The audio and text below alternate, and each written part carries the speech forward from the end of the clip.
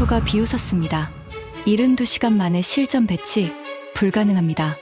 25년 경력 미군 포병 전문가가 단언했습니다. 그런데 72시간 후 나토 28개국이 침묵했습니다. 18발 18중 100% 명중률. 루마니아 국경에서 벌어진 일에 러시아까지 충격을 받았습니다.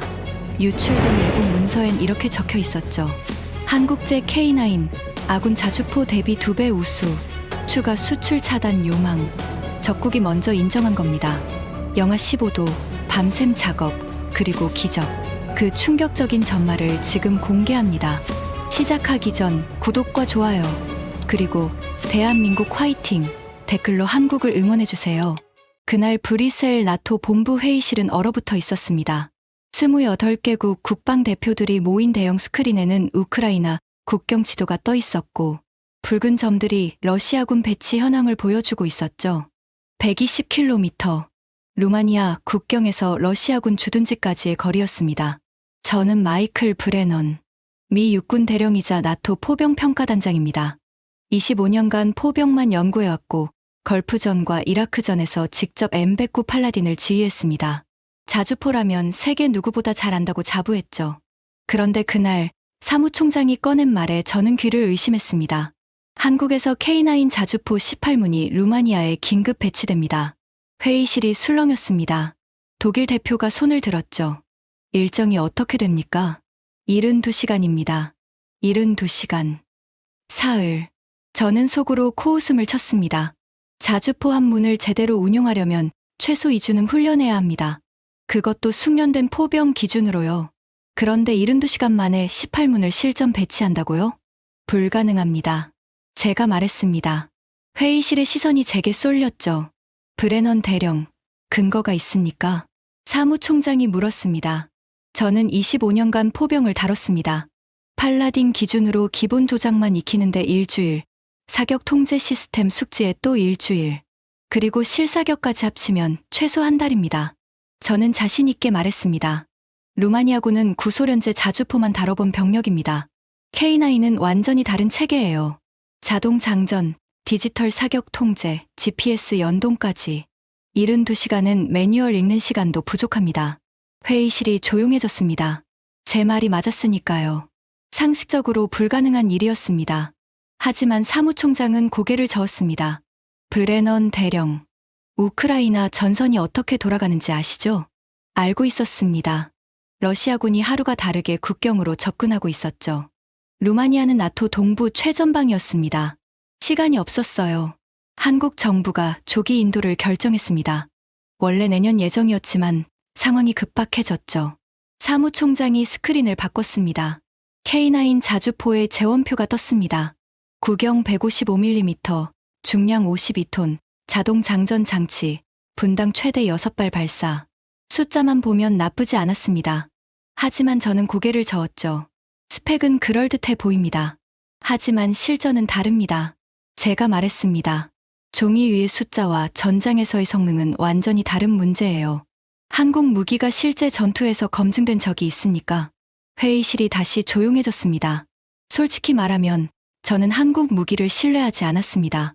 한국이 무기를 만든다는 건 알고 있었죠.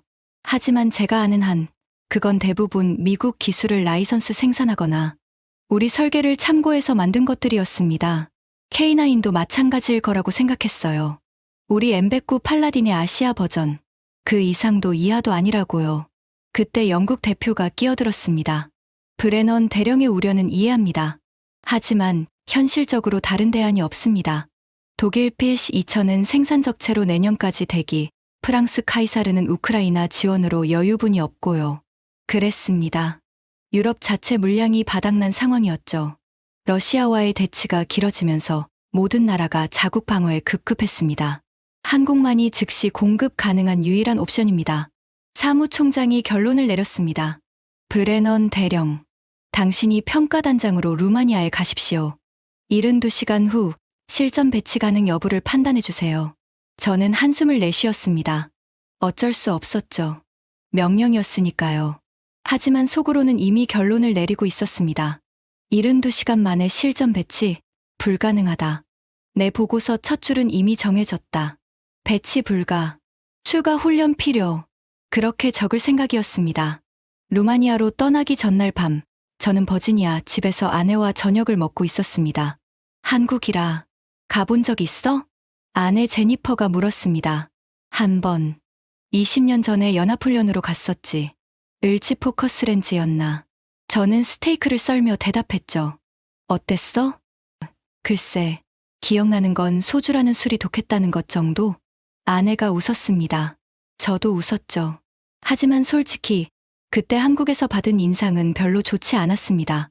1990년대 후반의 한국, IMF 직후였죠.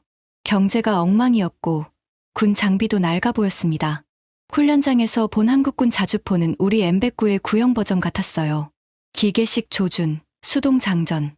걸프전 때 이라크군이 쓰던 것과 크게 달라 보이지 않았죠. 그로부터 20년이 지났지만 제 머릿속 한국은 여전히 그때 모습이었습니다. 근데 왜 하필 한국 무기야? 독일 거나 프랑스 거 쓰면 안 돼? 아내가 물었습니다. 물량이 없대. 유럽 애들이 러시아 때문에 자기 물건도 부족하다고 난리야. 저는 와인을 한 모금 마셨습니다. 그래서 한국한테 SOS 친 거지. 솔직히 좀 창피하더라고. 창피하다니? 우리가 세계 최강이잖아. 그런데 아시아 나라한테 무기 빌려달라고 하다니. 저는 고개를 저었습니다. 게다가 72시간 만에 실전 배치라니. 말도 안 되는 소리야. 내가 가서 현실을 보여줘야겠어. 아내가 제 손을 잡았습니다. 마이클, 열린 마음으로 가봐. 20년이면 많이 바뀌었을 수도 있잖아. 저는 웃었습니다. 하지만 속으로는 코웃음을 치고 있었죠. 바뀌었다고? 20년 만에? 우리 미국도 팔라딘 개량하는데 30년 걸렸는데, 그날 밤, 저는 서재에서 K9 관련 자료를 훑어봤습니다. 제인스 디펜스 위클리, 밀리터리 밸런스, 각종 방산 저널들. 스펙은 인상적이었습니다. 자동 장전 장치로 분당 6발 발사. 우리 팔라딘은 분당 3발이 최대였죠. 사격 통제 컴퓨터로 자동 조준. 팔라딘도 최신형은 비슷한 기능이 있었지만 K9이 먼저 도입했다는 기록이 있었습니다. 기동 사격 가능. 이건 인정해야 했습니다. 달리면서 쏘는 건 팔라딘도 어려워하는 기술이었으니까요. 하지만 저는 고개를 저었습니다. 스펙이 다가 아니야. 저는 혼잣말을 했죠. 실전에서 증명되지 않으면 아무 의미 없어. K9이 실제 전투에 투입된 기록을 찾아봤습니다. 2010년 연평도 포격전. 북한의 도발에 대응 사격을 했다는 내용이 있었죠. 하지만 세부 내용은 기밀이라 알 수 없었습니다. 겨우 그거? 저는 코웃음을 쳤습니다. 우리 팔라딘은 걸프전에서 수천 발을 쐈어. 이라크전에서도 바그다드까지 진격하면서 화력 지원을 했고, 그에 비하면 K9은 아직 애송이지. 저는 노트북을 덮었습니다. 결론은 이미 나 있었습니다. 한국 무기는 미국 기술의 카피. 72시간 배치는 불가능. 내 보고서는 이미 완성된 거나 다름없었죠. 다음 날 새벽, 저는 워싱턴 덜레스 공항에서 비행기를 탔습니다. 11시간의 비행. 창밖으로 대서양이 펼쳐졌습니다. 비행기 안에서 저는 이상한 꿈을 꿨습니다. 걸프전 때였죠. 사막 한가운데서 팔라딘을 지휘하고 있었습니다. 그때 갑자기 지평선 너머에서 이상한 자주포들이 나타났어요. 생김새는 팔라딘 같은데 더 날렵하고 빨랐습니다. 그 자주포들이 우리를 향해 다가왔습니다. 저는 사격 명령을 내렸죠. 하지만 우리 포탄이 날아가기도 전에 그들은 이미 3발을 쐈습니다. 퍽, 퍽, 퍽.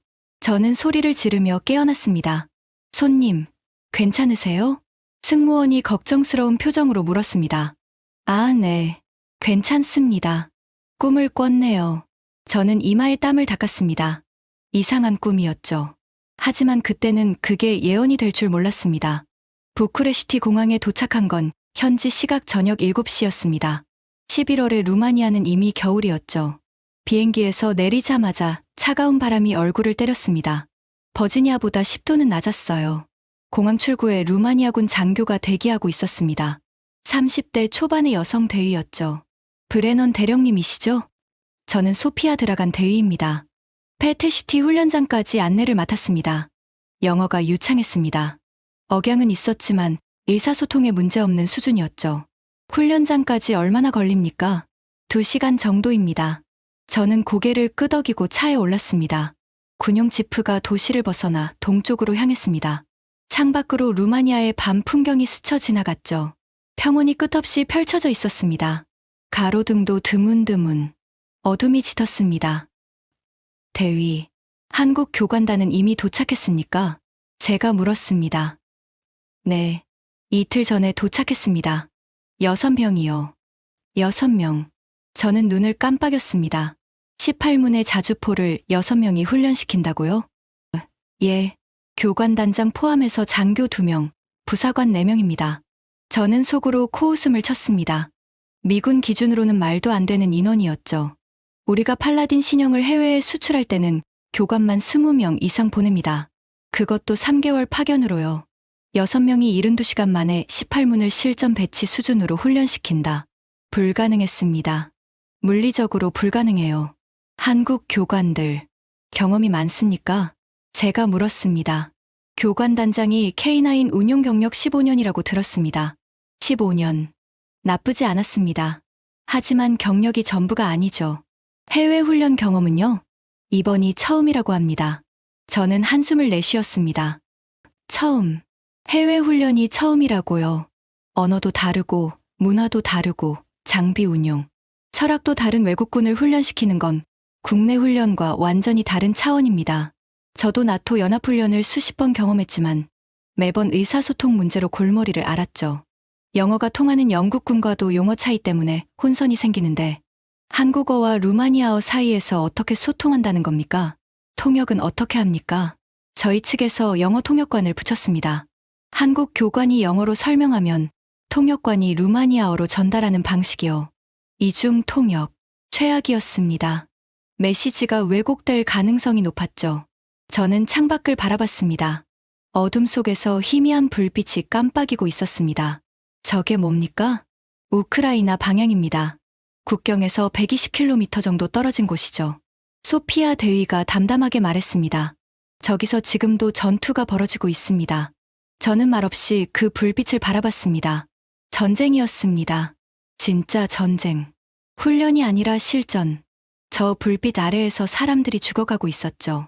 러시아군 동향은 어떻습니까? 어제 정찰 결과 국경 인근에 포병 연대 2개가 추가 배치됐습니다. 소피아 대위의 목소리가 굳어졌습니다. 그들이 방향을 틀면 다음은 우리입니다. 차 안이 무거워졌습니다. 저는 그제야 상황의 심각성을 실감했습니다. 이건 그냥 훈련이 아니었어요. 진짜 전쟁 준비였습니다. 만약 러시아가 루마니아를 향해 움직인다면 그 18문의 K9이 최전선에 서게 됩니다. 72시간 훈련받은 루마니아, 포병들이 러시아군과 맞서야 한다는 뜻이죠. 그게 가능할까요? 솔직히 의문이었습니다. 아니, 불가능하다고 확신했죠. 1시간쯤 달렸을 때 멀리 훈련장 불빛이 보이기 시작했습니다. 야간에도 조명이 환하게 켜져 있었어요. 저 시간에도 훈련 중입니까? 한국 교관들이 야간 정비를 하고 있다고 합니다. 야간 정비. 밤 9시가 넘은 시간에 저는 고개를 갸웃했습니다. 훈련장 정문을 통과했습니다. 경비병이 경례를 붙이고 차단기가 올라갔죠. 그리고 저는 처음으로 K9을 직접 봤습니다. 훈련장 중앙 광장. 18문의 자주포가 일렬로 정렬돼 있었습니다. 조명 아래 드러난 K9의 모습. 저는 눈을 깜빡였습니다. 생각보다 컸습니다. 52톤이라는 걸 알고 있었지만 실제로 보니 팔라딘보다 더 위압감이 있었어요. 포신이 길었습니다. 52구 경장. 팔라딘의 39구 경장보다 훨씬 길었죠. 그만큼 사거리가 길다는 뜻이었습니다. 차체도 달랐습니다. 팔라딘보다 낮고 유선형이었어요. 핏한 면적을 줄이기 위한 설계라는 게 한눈에 보였습니다. 이게 K9입니까? 저도 모르게 물었습니다. 예, 한국에서 직송된 겁니다. 소피아 대위가 대답했죠. 저는 차에서 내려 K9에 다가갔습니다. 손으로 차체를 만져봤어요. 차가운 강철의 감촉. 단단했습니다. 용접선이 매끄러웠고 표면 처리도 깔끔했죠. 대충 만든 물건이 아니었습니다. 브레넌 대령님이시죠? 뒤에서 목소리가 들렸습니다. 돌아보니 동양인 남성이 서 있었습니다. 40대 중반, 건장한 체격. 눈빛이 날카로웠죠. 저는 박준혁 중령입니다. 한국군 교관단장이에요. 그가 손을 내밀었습니다. 영어가 유창했습니다. 억양은 있었지만 명확했죠. 저는 악수를 했습니다. 그의 손은 거칠었습니다. 직접 장비를 만지는 사람의 손이었죠. 야간에도 작업 중이던데. 문제가 있습니까? 제가 물었습니다. 해상 운송 중 배터리가 방전된 차량이 있었습니다. 지금 충전 중이에요. 몇 대나? 6대요. 내일 아침까지 완료됩니다. 6대. 전체의 3분의 1이 문제가 있다는 뜻이었습니다. 저는 속으로 고개를 저었죠. 역시 시작부터 삐걱거리잖아. 72시간은커녕 장비 정상화에만 하루가 걸리겠군. 대령님, 내일 아침 6시에 훈련을 시작합니다. 박중령이 말했습니다. 지금 푹 쉬시고 내일 직접 보시죠.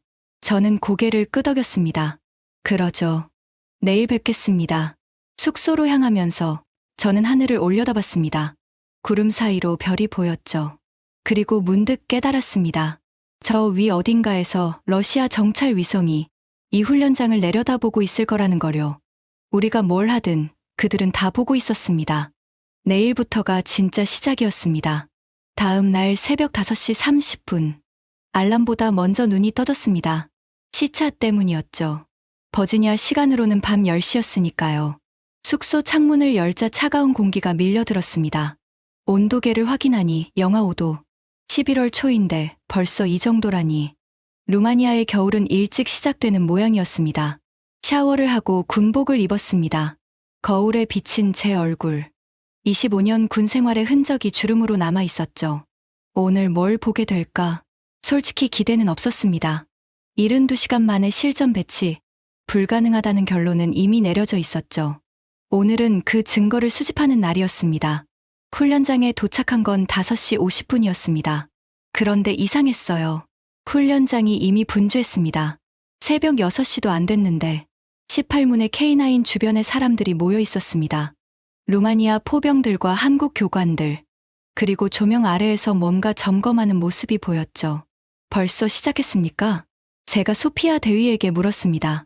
한국 교관들이 새벽 4시부터 나와 있었답니다. 새벽 4시? 저는 눈을 깜빡였습니다. 왜요? 야간에 충전한 배터리 상태를 확인하고 사전 점검을 했다고 합니다. 저는 말없이 훈련장으로 걸어갔습니다. 가까이 가니 상황이 보였습니다. 한국 부사관 한 명이 K9 엔진룸에 상반신을 집어넣고 뭔가 작업 중이었어요. 옆에서 루마니아 정비병이 공구를 건네주고 있었죠.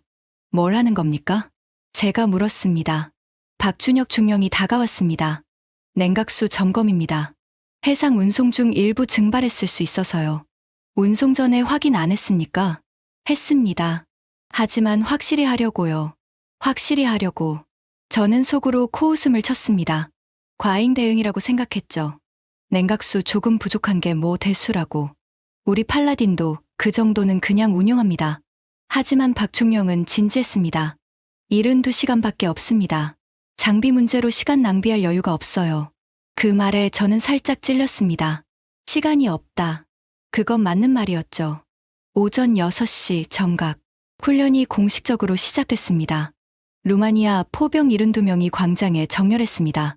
18문의 K9, 한 문당 4명씩 배치. 조종수, 포수, 장전수, 지휘관. 박중령이 앞에 섰습니다. 통역관이 옆에 붙었죠. 오늘부터 72시간 동안 여러분은 K9을 완벽히 익혀야 합니다. 통역관이 루마니아어로 옮겼습니다. 쉽지 않을 겁니다. 하지만 불가능하지도 않습니다.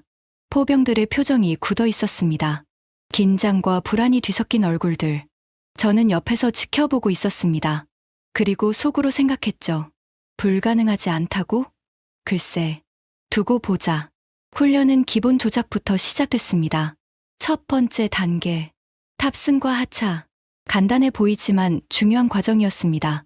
52톤짜리 철 덩어리에 올라타는 건 생각보다 까다롭거든요. 손잡이 위치, 발 딛는 곳, 해치 여는 방법까지. 익숙해지지 않으면 전투 중에 시간을 잡아먹습니다. 한국 교관들이 시범을 보였습니다. 한 명이 K9에 올라탔습니다. 동작이 물 흐르듯 자연스러웠죠. 3초 만에 해치를 열고 안으로 들어갔습니다. 따라 해보세요. 루마니아 포병들이 차례로 시도했습니다. 첫 번째 병사, 손잡이를 잡는 위치가 틀렸습니다. 한국 교관이 다가가 직접 손을 잡아 올바른 위치로 옮겨줬죠. 두 번째 병사. 발을 헛디뎠습니다. 교관이 몸으로 받쳐주며 자세를 잡아줬습니다. 세 번째, 네 번째, 다섯 번째. 저는 시계를 봤습니다. 30분이 지났는데 아직 절반도 탑승 연습을 못 끝냈어요. 이 속도로는 72시간은커녕 720시간도 부족하겠군. 저는 고개를 저었습니다. 그런데 1시간쯤 지나자 상황이 달라지기 시작했습니다. 처음에 5초 걸리던 탑승 동작이 3초로 줄었습니다. 손잡이 위치를 틀리는 병사가 없어졌죠. 2시간 후 72명 전원이 3초 안에 탑승할 수 있게 됐습니다. 저는 눈을 깜빡였습니다. 빠른데? 우리 팔라딘 신병 훈련 때는 탑승 동작만 반나절 걸렸습니다. 그런데 여기선 2시간 만에 끝났어요. 물론 루마니아 포병들이 기존의 자주포 경험이 있어서일 수도 있었습니다. 구소련제라도 기본 개념은 비슷하니까요. 하지만 그것만으로 설명이 안 됐습니다.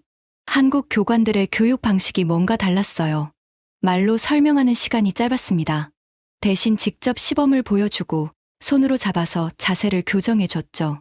언어가 안 통해도 몸으로 가르쳤습니다. 그리고 반복, 끊임없는 반복. 한 동작을 10번, 20번 반복시켰습니다. 몸이 기억할 때까지. 오전 10시, 첫 번째 시동이 걸렸습니다. 한 번 차량의 엔진이 굉음을 내며 깨어났습니다. 검은 매연이 배기구에서 뿜어져 나왔고 지면이 미세하게 진동했죠. 루마니아 조종수가 조심스럽게 가속 페달을 밟았습니다. K9이 움직이기 시작했습니다.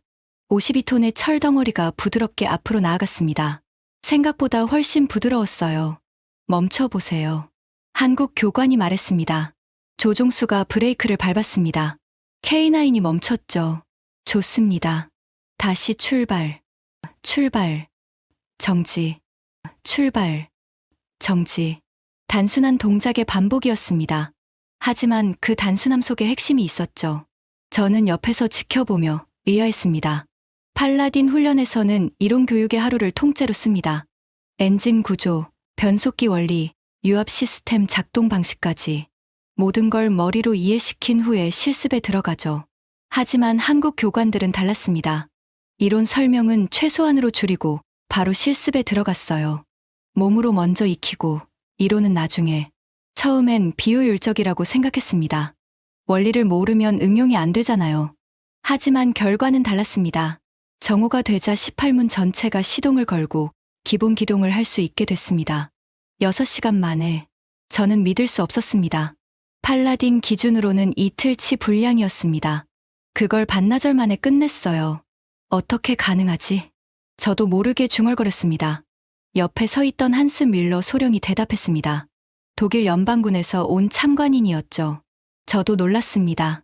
우리 PLC 2000 훈련보다 빠르네요. 독일 PLC 2000점, 세계 최고 수준의 자주포 중 하나였습니다. 그 훈련보다 빠르다고? 비결이 뭘까요? 제가 물었습니다.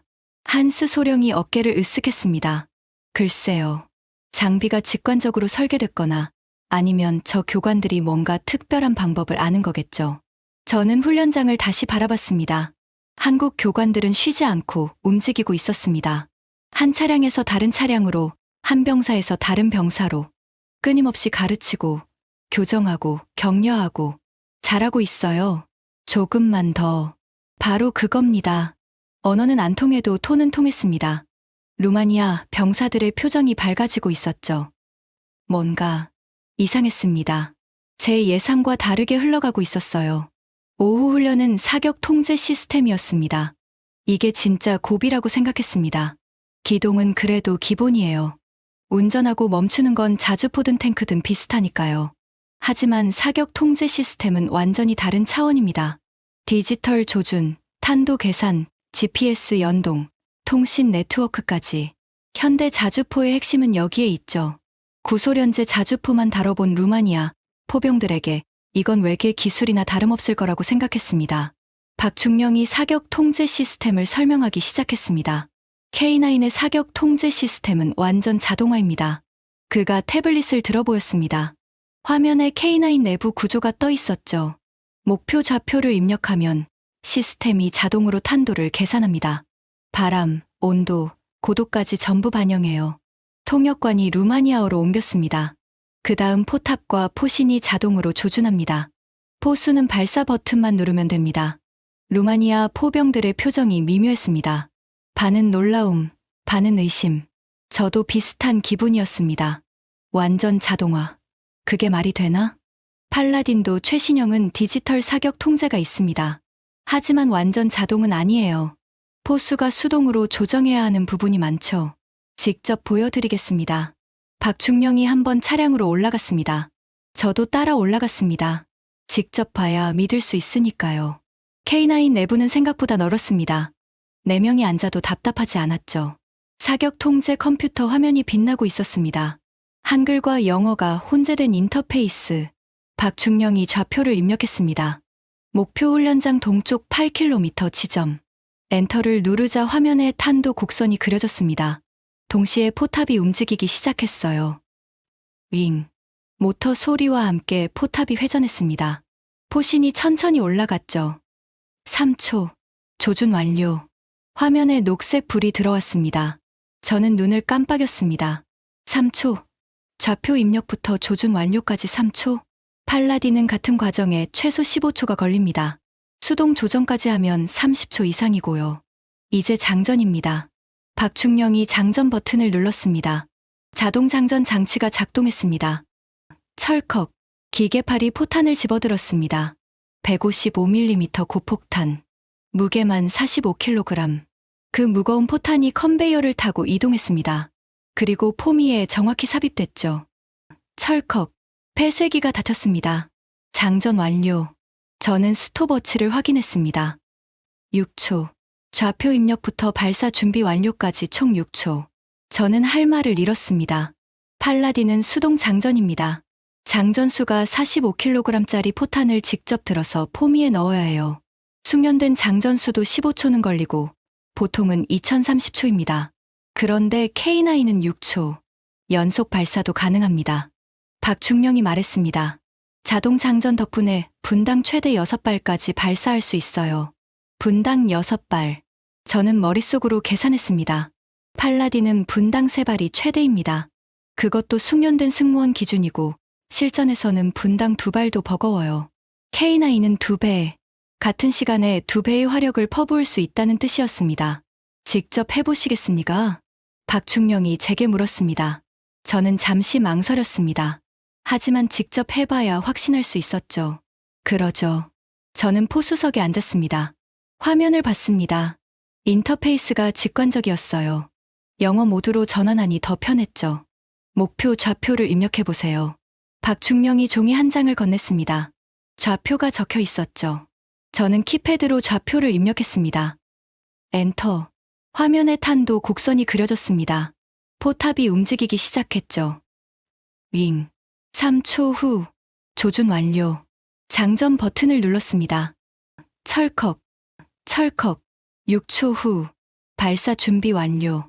저는 스톱워치를 봤습니다. 좌표 입력부터 9초.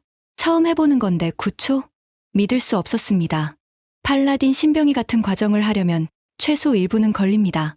베테랑도 30초 이상이고요. 하지만 K9은 처음 만지는 제가 9초 만에 발사 준비를 끝냈습니다. 어떻습니까? 박중령이 물었습니다. 저는 잠시 말을 잃었습니다. 그리고 솔직하게 인정해야 했죠. 인상적입니다. 그 말이 입에서 나오는 게 싫었습니다. 하지만 사실이었으니까요. K9은 제가 예상한 것보다 훨씬 진보한 무기였습니다. 미국 기술을 베꼈다고? 천만의 말씀. 이건 독자적인 설계였습니다. 어쩌면 팔라딘보다 앞서 있을지도 모른다는 생각이 들었죠. 물론 아직 실전 검증은 남아 있었습니다. 스펙이 좋아도 실전에서 어떻게 될지는 모르니까요. 하지만 제 확신에 첫 번째 균열이 생긴 건 사실이었습니다. 72시간 만에 실전 배치? 불가능하다고 단정 지었는데 어쩌면 아니, 아직 판단하기 이르다. 저는 고개를 저었습니다. 아직 이틀이나 남았으니까요. 둘째 날 새벽, 저는 숙소에서 이상한 소리에 잠이 깼습니다. 윙윙거리는 소리, 창문을 때리는 소리, 커튼을 젖히고 밖을 봤습니다. 눈보라였습니다. 창밖이 하얗게 뒤덮여 있었어요. 바람이 거세게 불고 눈이 수평으로 날리고 있었죠. 뭐야, 이건. 저는 기상 앱을 확인했습니다. 현재 기온 영하 12도, 체감 온도 영하 18도, 풍속 초속 15m. 예보에 없던 한파였습니다. 급히 옷을 껴입고 훈련장으로 향했습니다. 밖은 지옥이었습니다. 찬바람이 얼굴을 때렸고 10m 앞도 제대로 안 보였죠. 숙소에서 훈련장까지 200m가 마라톤처럼 느껴졌습니다. 훈련장에 도착하니 상황이 심각했습니다. 18문의 K9이 눈 속에 서 있었습니다. 차체에 눈이 쌓이고 포신에 얼음이 붙어 있었죠. 한국 교관들이 뛰어다니고 있었습니다. 3번 차량 시동 안 걸려요. 7번 유압 이상. 11번 사격 통제 화면 안 켜져요. 고함 소리가 눈보라 속에서 울렸습니다. 박충령이 중앙에서 지휘하고 있었습니다. 그의 군복은 이미 눈으로 하얗게 변해 있었죠. 브레넌 대령님. 그가 저를 보고 다가왔습니다. 상황이 어떻습니까? 제가 물었습니다. 예상 못한 한파입니다. 18문 중 7문에 문제가 생겼어요. 7문. 거의 절반이었습니다.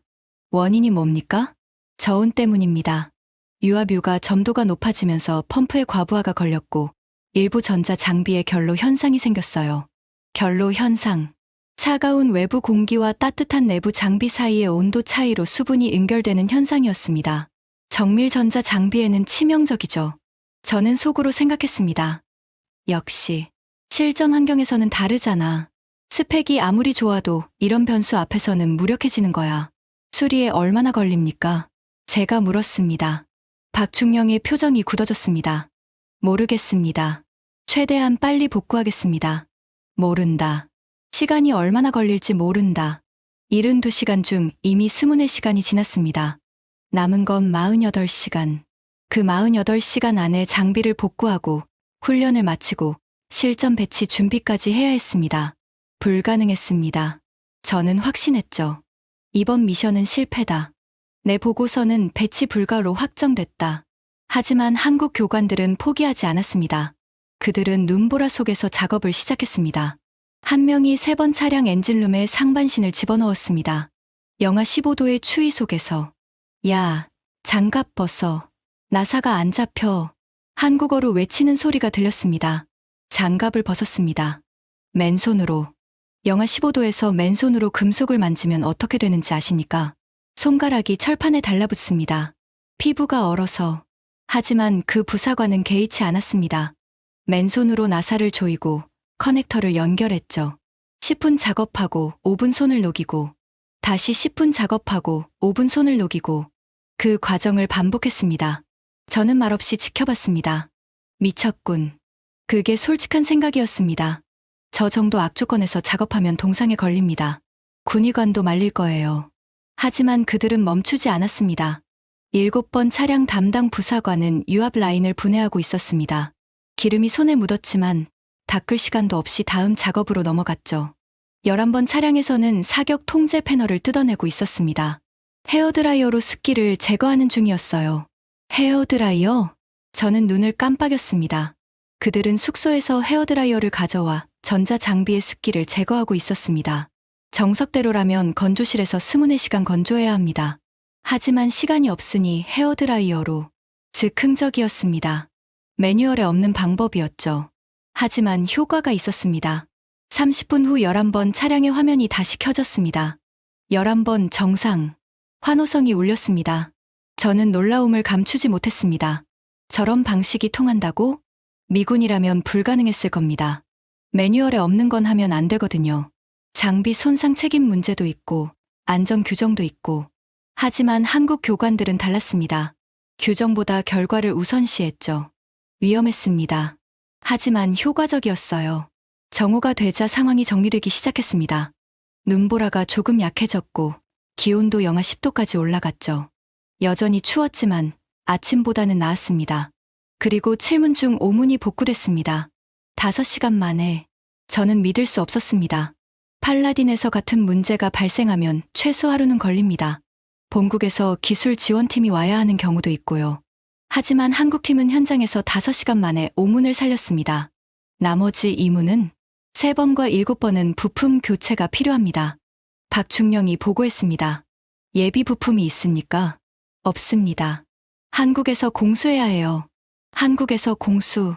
그러려면 최소 3일은 걸립니다. 72시간 안에는 불가능했죠. 심용문으로 진행하겠습니다. 박중령이 말했습니다. 이문 빠져도 훈련은 가능합니다. 저는 고개를 끄덕였습니다. 심용문이면 89%. 나쁘지 않은 가동률이었습니다. 특히 이런 극한 환경에서는요. 하지만 진짜 문제는 따로 있었습니다. 훈련 시간. 아침 한파 대응에 5시간을 썼습니다. 그만큼 훈련 시간이 줄어든 거죠.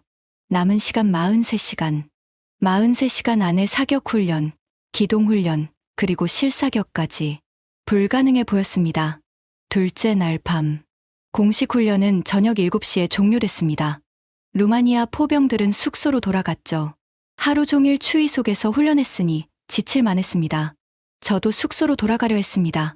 그런데 훈련장에 불이 꺼지지 않았습니다. 뭐지? 저는 다시 훈련장으로 향했습니다. 조명 아래에서 사람들이 움직이고 있었습니다. 한국 교관 6명 전원, 그리고 루마니아 정비병 10여 명. 뭘 하는 겁니까? 제가 박중령에게 물었습니다. 야간 정비입니다. 내일 실사격 전에 모든 차량을 100% 상태로 만들어야 해요. 지금 밤 9시입니다. 알고 있습니다. 박중령의 표정은 담담했습니다. 새벽까지 할 겁니다. 대령님은 들어가서 쉬세요. 저는 잠시 망설였습니다. 솔직히 피곤했습니다. 시차도 안 풀렸고 하루 종일 추위 속에 있었으니까요. 하지만 발걸음이 떨어지지 않았습니다. 저 사람들은 왜 저러는 걸까? 계약 때문에? 돈 때문에? 아니었습니다. 저들의 눈빛에서 그런 게 느껴지지 않았어요. 저는 훈련장 한쪽에 서서 지켜보기로 했습니다. 밤 10시. 기온이 영하 15도까지 떨어졌습니다. 바람은 잦아들었지만 추위는 더 매서워졌죠. 한국 부사관 한 명이 14번 차량 밑에 누워서 작업 중이었습니다. 배유 라인을 점검하는 것 같았어요. 그의 손은 이미 시뻘겋게 변해 있었습니다. 동상 직전이었죠. 야, 손 좀 녹여. 옆에서 동료가 외쳤습니다. 조금만 더, 거의 다 됐어. 그는 대답하고 계속 작업했습니다. 5분 후 그가 기어 나왔습니다. 손을 호우 불며. 됐다. 14번 정상. 환호성 대신 조용한 곡의 끄덕임. 그리고 바로 다음 차량으로 이동. 저는 그 모습을 지켜보며 이상한 감정을 느꼈습니다. 존경심? 아니, 그보다 더 복잡한 감정이었습니다. 저 사람들은 대체 뭘 위해 저러는 걸까? 자기 나라 장비도 아닙니다. 루마니아군 장비죠. 성공하든 실패하든 그들에게 직접적인 이익은 없어요. 그런데 왜 저렇게까지? 자정이 넘었습니다. 저는 훈련장을 떠나지 못하고 계속 지켜보고 있었습니다. 새벽 1시, 루마니아 정비병 한 명이 쓰러졌습니다. 저체온증이었습니다.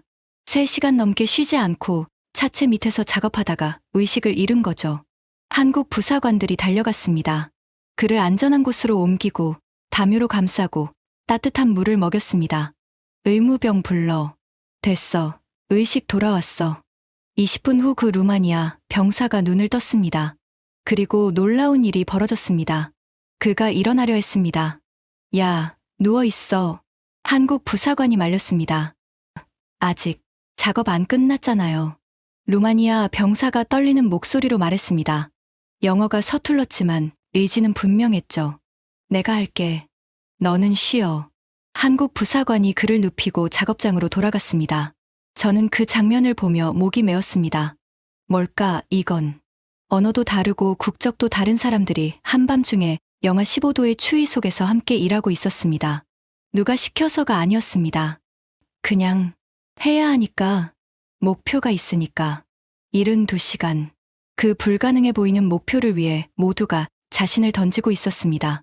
새벽 3시. 심용문 전체 점검이 완료됐습니다. 한국 교관들의 얼굴은 지쳐 있었습니다. 눈이 충혈되고 볼이 동상으로 얼룩져 있었죠. 하지만 그들은 웃고 있었습니다. 됐다. 박중령이 말했습니다. 심용문 전부 100% 상태. 내일 실사격 문제 없어. 저는 그에게 다가갔습니다. 박중령. 왜 이렇게까지 합니까? 진심으로 궁금했습니다. 그가 저를 바라봤습니다. 피곤한 눈이었지만 빛이 있었죠. 대령님, 저 위성 보이십니까? 그가 하늘을 가리켰습니다. 맑은 밤하늘에 별이 빛나고 있었습니다. 그리고 그 사이로 천천히 움직이는 점 하나. 러시아 정찰 위성입니다. 지금 우리를 보고 있어요. 저는 고개를 끄덕였습니다. 우리가 실패하면 러시아는 알게 됩니다. 나토가 한국 무기로는 대응 못한다는 걸. 박충령의 목소리가 낮아졌습니다. 하지만 우리가 성공하면 그들도 알게 되겠죠. 한국이 어떤 나라인지. 그 말에 저는 할 말을 잃었습니다. 이건 단순한 훈련이 아니었습니다. 전쟁이었습니다. 보이지 않는 전쟁. 한국의 위상을 건 싸움. 저는 처음으로 이해했습니다. 왜 저들이 저렇게까지 하는지. 들어가서 쉬세요. 대령님. 내일 진짜 시험입니다. 박충령이 말했습니다. 저는 고개를 끄덕이고 숙소로 향했습니다. 하지만 잠이 오지 않았습니다. 창밖으로 훈련장 불빛이 보였습니다. 새벽 4시가 넘었는데도 여전히 켜져 있었죠. 저 사람들은 아직도 일하고 있었습니다. 셋째 날 아침. 저는 새벽 5시에 눈을 떴습니다. 2시간밖에 못 잤지만 묘하게 개운했죠. 훈련장으로 향했습니다. 놀라운 광경이 펼쳐졌습니다. 심용문의 K9이 완벽하게 정렬돼 있었습니다. 차체는 깨끗이 닦여 있었고 포신은 하늘을 향해 뻗어 있었죠. 그리고 그 앞에 루마니아 포병 64명이 정렬해 있었습니다. 72명 중 64명. 저체온증으로 쓰러진 병사 몇 명이 빠졌지만 나머지는 전원 출석이었습니다. 그들의 표정이 달라져 있었습니다. 이틀 전의 불안과 긴장은 사라지고 대신 결의가 보였죠. 오늘이 마지막입니다. 박충령이 앞에 섰습니다. 오후 4시에 나토 참관단이 도착합니다. 그때 우리가 뭘 할 수 있는지 보여줘야 해요. 통역관이 루마니아어로 옮겼습니다. 여러분은 준비됐습니다. 저는 확신합니다. 루마니아 포병들이 고개를 끄덕였습니다. 그때 소피아 대위가 급하게 뛰어왔습니다. 중령님, 대령님. 그녀의 표정이 굳어 있었습니다. 나토 사령부에서 연락이 왔습니다. 참관단 도착이 앞당겨졌어요. 박충령의 얼굴이 굳어졌습니다. 몇 시입니까? 오전 10시입니다. 10시. 저는 시계를 봤습니다. 지금 6시. 4시간. 원래 10시간 남았던 게 4시간으로 줄었습니다. 이유가 뭡니까? 제가 물었습니다. 러시아군 동향 때문입니다. 어젯밤 국경 근처에서 이상 움직임이 포착됐대요. 참관단이 서둘러 이동한다고 합니다. 러시아. 다시 러시아였습니다. 그들이 우리를 압박하고 있었습니다. 물리적으로가 아니라 심리적으로. 시간을 쪼개서 4시간 안에 가능합니까? 제가 박중령에게 물었습니다. 솔직히 불가능하다고 생각했습니다. 원래 계획은 오전 내내 최종 점검하고 오후에 리허설하고 그 다음에 실사격이었으니까요. 하지만 박충령은 고개를 저었습니다. 아니, 고개를 끄덕였습니다. 합니다. 단호한 목소리였습니다. 어떻게? 최종 점검은 이미 새벽에 끝났습니다. 리허설 생략하고 바로 실사격으로 가면 됩니다. 리허설 생략? 저는 눈을 깜빡였습니다. 위험하지 않습니까? 위험합니다. 하지만 다른 방법이 없죠. 박충령이 저를 똑바로 바라봤습니다. 대령님, 우리 병사들은 준비됐습니다. 72시간 동안 쉬지 않고 훈련했어요. 이제 보여줄 시간입니다. 저는 잠시 말을 잃었습니다. 저라면 저렇게 말할 수 있을까? 리허설 없이 바로 실사격. 만약 실패하면 모든 책임은 교관단장에게 돌아갑니다. 하지만 박충령은 망설이지 않았습니다. 좋습니다. 저도 결단을 내렸습니다. 제가 참관단의 상황을 설명하겠습니다. 최대한 시간을 벌어볼게요. 박충령이 고개를 숙였습니다. 감사합니다. 오전 7시. 최종 점검 시작. 오전 8시. 사격 재원 입력 훈련. 오전 9시. 목표물 좌표 확인. 오전 9시 30분. 훈련장 입구에 군용 차량 5대가 도착했습니다. 나토 참관단. 저는 그들을 맞으러 갔습니다. 차에서 내린 건 12명의 장교들이었습니다. 미국, 영국, 독일, 프랑스, 폴란드. 선두에 선 건 미군 준장이었습니다. 제 직속 상관이기도 했죠. 브레넌 대령. 상황은 준비 완료입니다, 장군님. 제가 대답했습니다. 스스로도 놀랐습니다. 언제부터 이렇게 확신에 찬 목소리가 나왔을까? 72시간 만에? 준장이 의심스러운 눈으로 물었습니다. 직접 보시면 압니다. 저는 훈련장을 가리켰습니다. 심용문의 K9이 대기하고 있었습니다. 그리고 그 앞에 루마니아 포병들이 서 있었죠. 그들의 눈빛은 이틀 전과 완전히 달랐습니다. 준비된 군인들의 눈빛이었습니다. 좋습니다. 시작합시다. 준장이 말했습니다. 오전 10시 정각, 실사격이 시작됐습니다. 오전 10시 5분, 훈련장 동쪽 15km 지점에 6개의 표적이 설치돼 있었습니다. 낡은 전차를 활용한 고정 표적이었죠. 나토 참관단 12명이 관측소에 자리를 잡았습니다. 쌍안경과 태블릿을 손에 든 채로 저도 그 옆에 섰습니다. 심장이 이상하게 빠르게 뛰고 있었죠. 왜 긴장하는 거지? 내 훈련도 아닌데 스스로에게 물었지만 답은 알고 있었습니다. 어느새 저도 이 훈련의 성공을 바라고 있었던 거죠. 72시간, 영하 15도, 밤샘 작업, 그 모든 걸 지켜본 후에는 응원하지 않을 수 없었습니다. 1소대 사격 준비. 박중령의 목소리가 무전기로 들려왔습니다. 1소대는 육문의 K9로 구성돼 있었습니다. 첫 번째 시험이었죠. 루마니아 포수들이 좌표를 입력했습니다. 포탑이 회전하고 포신이 올라갔습니다. 3초. 조준 완료. 자동장전 장치가 작동했습니다. 철컥. 6초. 발사 준비 완료. 저는 숨을 멈췄습니다. 발사. 쿵. 한 번 차량의 포구에서 불꽃이 터졌습니다. 155mm 포탄이 하늘로 솟구쳤죠. 굉음이 훈련장 전체를 뒤흔들었습니다. 6초 후 두 번째 발사. 또 6초 후 세 번째 발사. 한 차량이 22초 만에 세 발을 쐈습니다. 저는 스톱워치를 확인했습니다. 22초. 팔라딘이라면 2분 걸릴 양이었죠. 40초 후 관측소에서 보고가 왔습니다.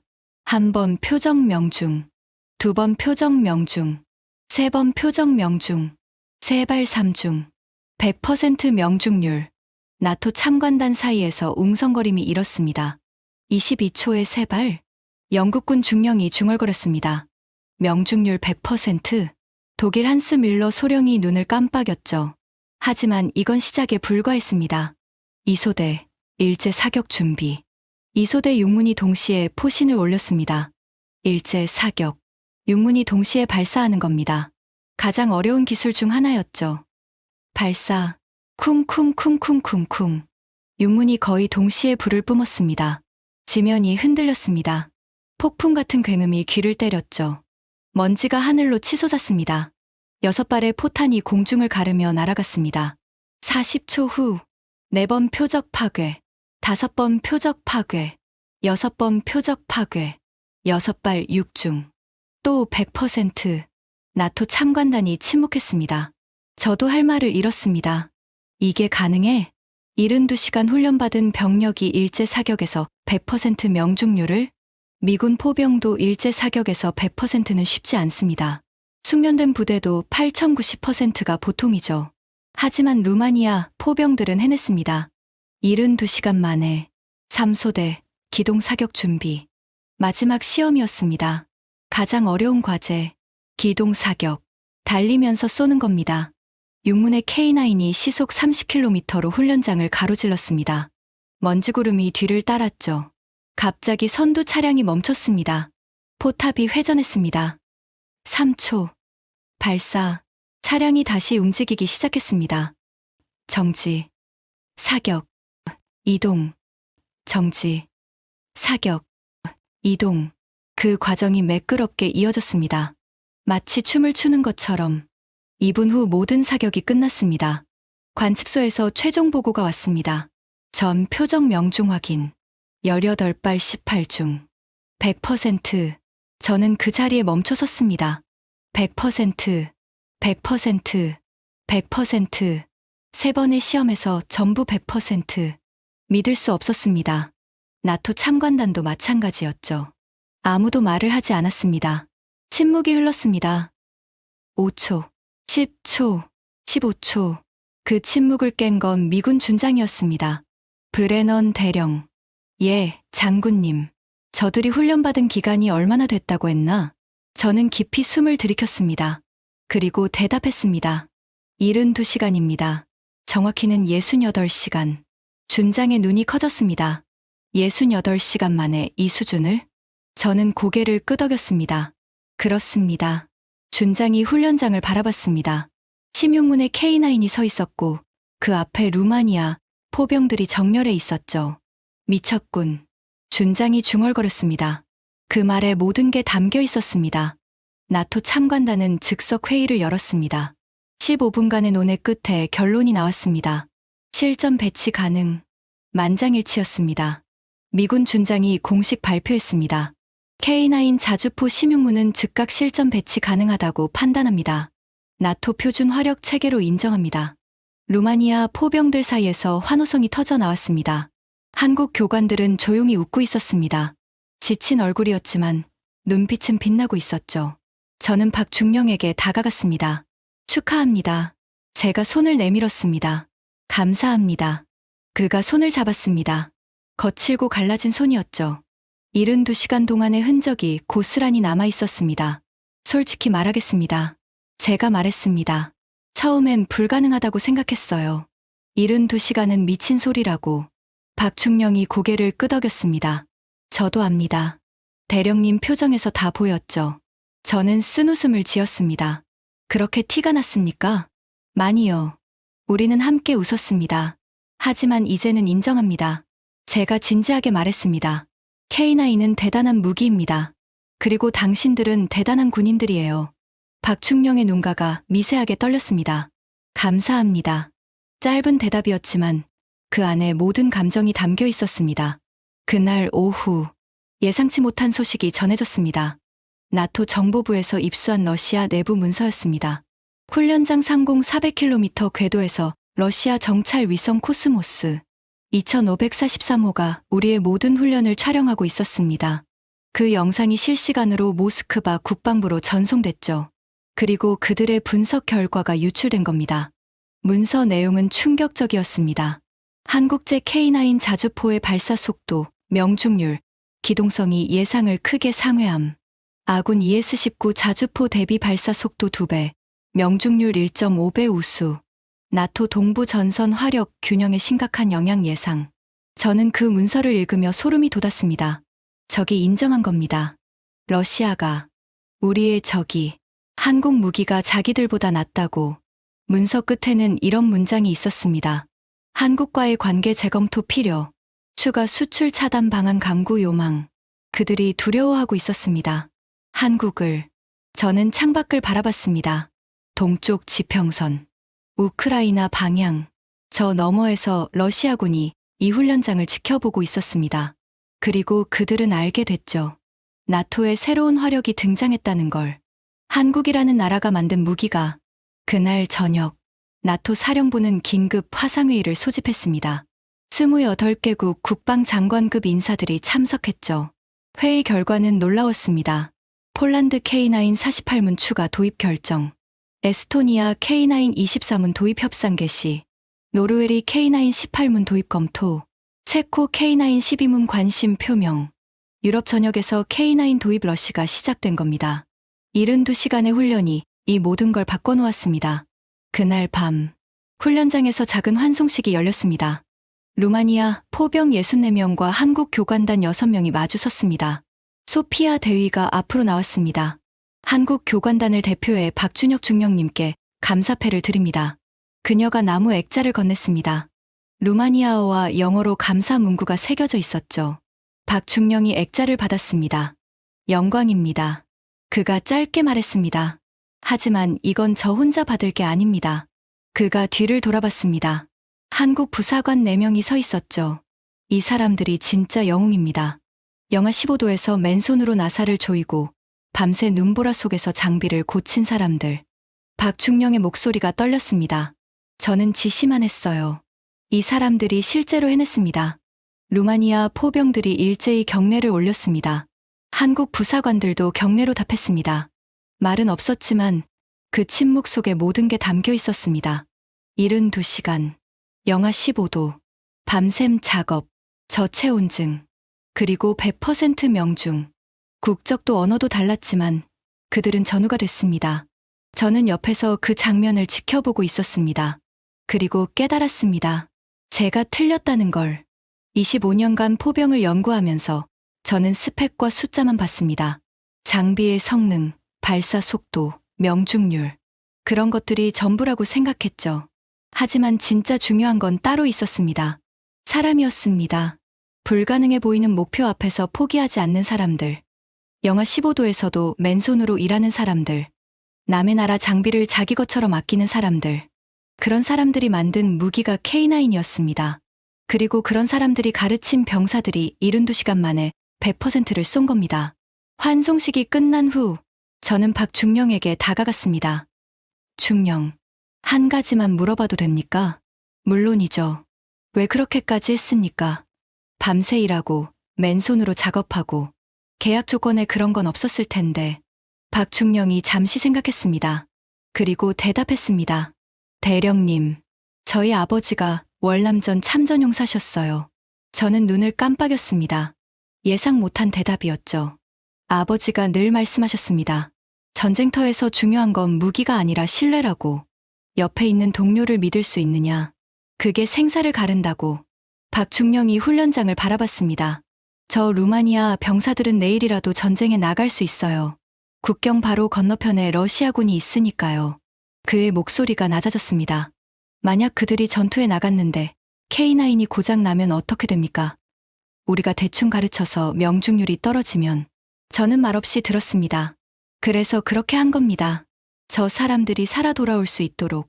우리가 할 수 있는 모든 걸 다 한 거예요. 저는 한참 동안 말을 잃었습니다. 그리고 천천히 고개를 숙였습니다. 감사합니다. 짧은 한마디였지만 진심이었습니다. 그날 밤, 저는 숙소에서 보고서를 작성했습니다. 원래 쓰려던 내용은 버렸습니다. 배치 불가, 추가 훈련 필요, 그런 건 쓸 수 없었죠. 대신 이렇게 적었습니다. K9 자주포는 현존하는 자주포 중 가장 진보한 무기 시스템이다. 자동 장전 장치, 디지털 사격 통제, 기동 사격 능력 모두 세계 최고 수준이다. 하지만 K9의 진정한 강점은 스펙이 아니다. 그것을 만들고 가르치는 사람들이다. 불가능해 보이는 72시간이라는 기한 앞에서 그들은 포기하지 않았다. 영하 15도의 혹한 속에서도 맨손으로 장비를 정비했다. 언어가 통하지 않아도 몸으로 가르쳤다. 그 결과 루마니아 포병 64명이 72시간 만에 실전 투입 가능 수준에 도달했다. 세 차례 실사격 모두 100% 명중률을 기록했다. 본인은 미 육군의 다음과 같이 건의한다. 첫째, K9 자주포의 설계와 운용 철학을 벤치마킹할 것. 둘째, 한국군 교관단의 교육 방식을 연구할 것. 셋째, 한미 포병 협력을 강화할 것. 25년간 포병을 연구했지만 이번 72시간 동안 가장 많이 배웠다. 한국이 어떻게 여기까지 왔는지 이제 안다. 기술이 아니었다. 불가능을 가능하게 만드는 사람들이었다. 보고서를 다 쓰고 나니 새벽 3시였습니다. 창밖으로 훈련장이 보였습니다. 불이 꺼져 있었죠. 침용문의 K9이 어둠 속에 서 있었습니다. 내일이면 저 자주포들은 루마니아 국경으로 이동합니다. 120km 너머의 러시아군을 마주하게 되겠죠. 하지만 저는 이제 걱정되지 않았습니다. 저 자주포들을 다루는 건 72시간 동안 지옥 훈련을 받은 포병들이니까요. 그리고 그들에게는 한국 교관들이 남긴 게 있었습니다. 기술만이 아니었습니다. 포기하지 않는 정신. 그게 진짜 유산이었습니다. 저는 워싱턴 펜타곤에서 한 통의 이메일을 받았습니다. 발신자 소피아 드라간 대위. 제목 감사합니다. 본문에는 사진 한 장이 첨부돼 있었습니다. 페테슈티 훈련장. 심용문에 K9이 서 있었습니다. 하지만 6개월 전과 달랐습니다. 차체는 진흙으로 뒤덮여 있었고 포신에는 사격 흔적이 선명했죠. 실전에 투입된 흔적이었습니다. 이메일 본문은 짧았습니다. 브레넌 대령님. 그동안 우리 국경에서 여러 차례 긴장 상황이 있었습니다. 러시아 드론이 영공을 침범했고 미사일 파편이 우리 영토에 떨어진 적도 있었죠. 그때마다 우리 K9 부대는 전투 준비 태세를 갖췄습니다. 72시간 동안 배운 대로 했습니다. 다행히 실제 교전은 없었습니다. 하지만 우리는 준비돼 있었어요. 한국 교관들이 가르쳐준 대로.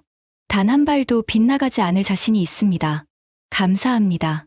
저는 화면을 한참 바라봤습니다. 72시간. 그 짧은 시간이 이 모든 걸 만들어냈습니다. 저는 답장을 썼습니다. 드라간 대위. 소식 감사합니다. 당신들이 안전하다니 다행입니다. 기회가 되면 다시 루마니아에 가고 싶습니다. 그때는 관찰자가 아니라 동료로서 전송 버튼을 누르고 저는 창밖을 바라봤습니다. 워싱턴의 하늘, 맑고 푸른 하늘, 저 하늘 어딘가에 위성들이 떠 있겠죠. 미국 것도, 러시아 것도, 중국 것도, 그리고 한국 것도. 세계는 지금 이 순간에도 서로를 지켜보고 있습니다. 하지만 저는 이제 압니다. 숫자와 스펙만으로는 알 수 없는 것들이 있다는 걸. 영하 15도에서 맨손으로 나사를 조이는 부사관, 쓰러졌다가 다시 일어나려는 루마니아, 이등병, 남의 나라 병사들이 살아 돌아오길 바라며 밤을 새우는 교관. 그런 사람들이 만드는 게 진짜 힘입니다. 한국은 그걸 가지고 있었습니다. 그래서 저는 이제 믿습니다. 한국이라는 나라를, 그리고 그 나라가 만드는 것들을. 지금까지 미군 포병 전문가가 루마니아에서 목격한 72시간의 기적이었습니다.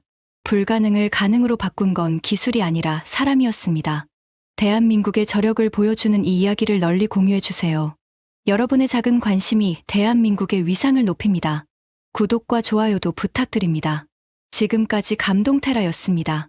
감사합니다.